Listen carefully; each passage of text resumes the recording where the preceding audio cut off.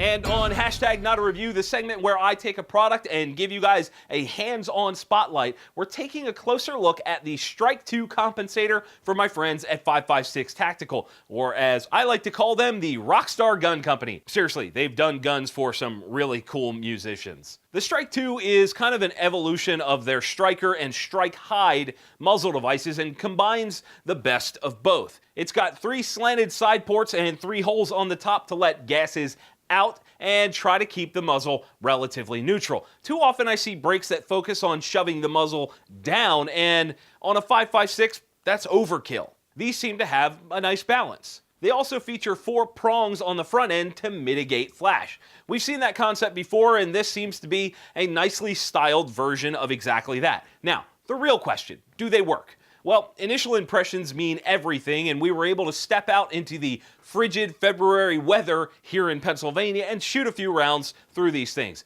First up, the 5.56. It's mounted on a basic PSA upper with an Anderson lower build that I threw together, and as you can see, it kind of works as advertised. The comment Nate and I kept making was, that thing was a soft shooter. It just felt that way.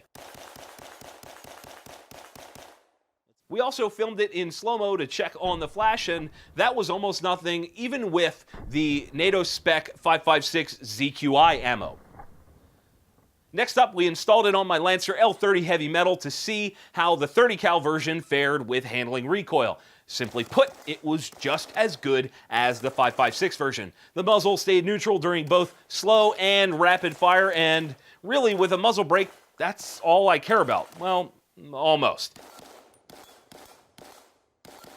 The one thing that kind of perplexed me about this was the choice to make the flats bigger than what you would see on an A2 flash hider. That means you have to get an adjustable wrench or something besides your AR-15 armorer's tool to install it. Is that a big deal? No, not really. It's just something to note. So the 5.56 Tactical Stryke 2 in both 5.56 and 30 caliber. Should you buy one? Well, for the current price of $95, if you're looking to get a good muzzle device, I would put this right up there with the VG6 Epsilon and the 2A Armament T3 Comp, which are some of the best I've ever tested. It's definitely solid value for money here. To learn more about the Stryke 2, be sure to click the link in the description to go over to 556tactical.com.